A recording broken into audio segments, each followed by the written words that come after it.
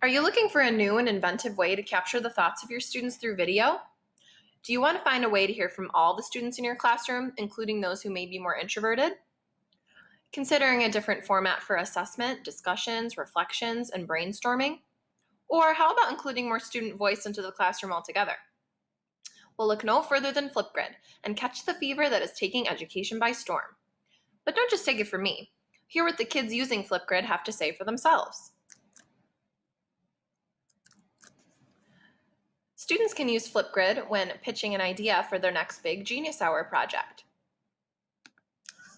Hi, my name is Talon, and I'm going to be sewing. I am sewing a Vikings pillow for my dad. Students can create class videos discussing their favorite selection for book talks. Hello, my name is Shania Fart, and I am a student from WT Cook.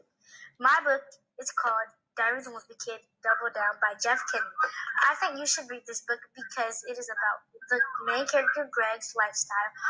And my favorite part is when they had to write a book report and they all wrote a book report on the same thing. I would recommend this book for you. Students can even connect with one another across the globe and ask questions about a country that they are not familiar with.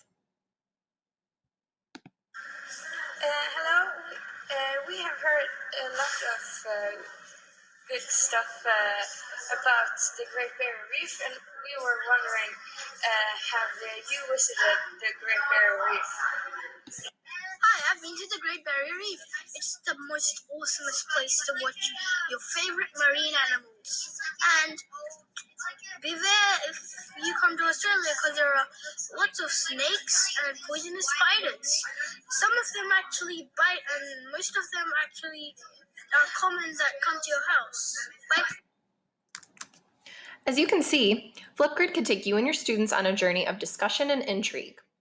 To begin, visit the Flipgrid website, where you can sign up for a free teacher account. Once your grid is created, students can also visit the same Flipgrid website, either through the code you share with them, or put the code in Google Classroom for easy integration. Students do not need their own username to access Flipgrid, which is another great perk. Once you've set up your account and you're logged into Flipgrid, select the My Grid section to get started and create a grid of your own for your classroom, simply by selecting New Grid. Once you have selected to create a new grid, you can fill in the grid details, give the grid a purpose description. You'll see that you have your personalized grid link that you can share with students. So this is the link they would use to access the grid, or you can post this grid to Google Classroom. There are also specific security and privacies that you can set. You can set the grid to be password protected.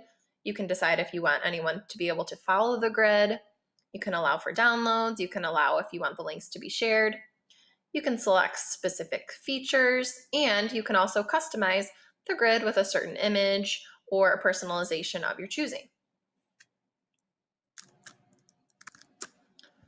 Once you have created your grid topic, you'll be led to a page such as this.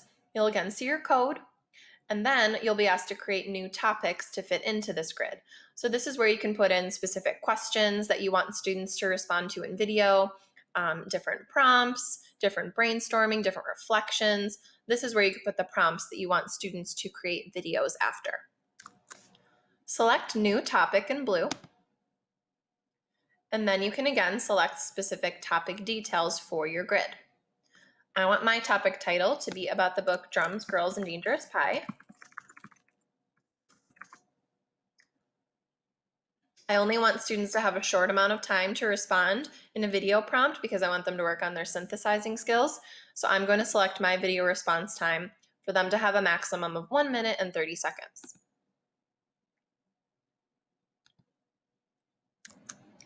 I'm going to be using this video creation as a pre-writing activity for my students so that they can auditorily explain their answer to an argument writing prompt that we'll be working on next. So I kind of want to do a pre-assessment to see where they're at in their explanation before we actually start writing about it. So I've given them that prompt to respond to. After I've put down the prompt I want them to make a video on, you see there's further details and specificities you can select.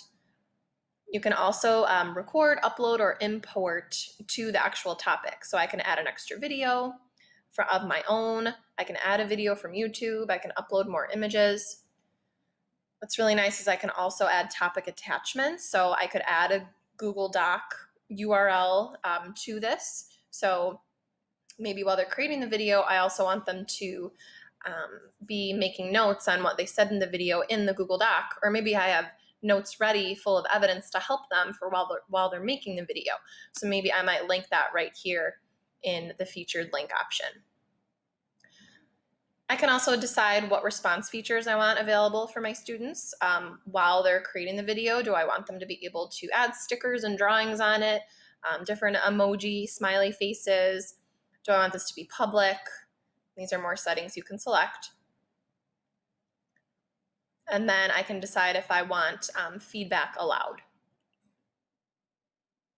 And then, now that I'm ready, I'm going to create my topic. As you can see here, my grid code is ready to go. My grid link is ready to go. So I can copy and paste this, share it with students, put it on Google Classroom, however I want to give it to them.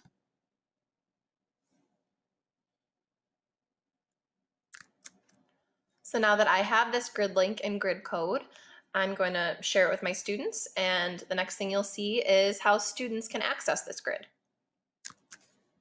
I am now at the link that I would share with students, and this is what they would see when they visited the Flipgrid link that I gave them. They would click on the topic that I've created. You'll see right now there's 0 videos because students haven't created any yet. If they had created any video replies, you would see the number go up here, and if you selected it, you would also receive an email notification. But if I'm a student, I'm going to select the topic. I can see this is the topic and grid my teacher wants me to access. And in order to share my awesome voice and create my video, I'm going to press this green plus button. Now, you'll also have to make sure that your webcam is properly set up for the students, but this is what they would see, would be the video ready for them to record. At the top, you'll see that they know how long they have. They only have 90 seconds. Right to the right, they'll see that same topic that I left for them as the teacher. What's really nice is if they select the sticky button, they can actually keep their own notes for themselves here for what they might want to say while they're recording and while they're talking.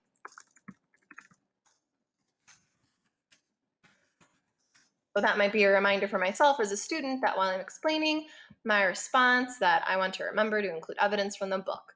And maybe they would even put evidence from the book there to use in their response. And when students are ready, they can simply press the video button below. And you'll see, kind of like with Screencastify, it'll count down for the recording. So it's recording me right now. It's actually giving me a countdown too of how much time I have left in my video. So let's just say I was finished recording the video as the student. So if I'm finished, I would press the green next button. But also, if they want to pause, they can pause too midway through and kind of collect themselves. So that's a great feature too. But I'm finished, so I'm going to press the next button. It'll count down for the recording. You'll see there's my video. So I can review it, I can watch it, I can get rid of it and redo it if I want to, or I can go on to the next button and complete it. Students can also take a picture that will show up, that'll kind of be their image for what will be there when kids select their video to watch. So if you're a student, you might want to do something goofy. And then, of course, students can add all these fun emojis if they want to. They can add drawings. So they can have some fun with that too. And now we are good. So my video is done. I'm going to put in some information about myself. I'm going to submit my video. And there you have it. Once a bunch of students had completed videos, you would see all of their grids up here ready to view, not only for you to view, but for students to view. So don't take it from me, catch the Flipgrid Fever for yourself.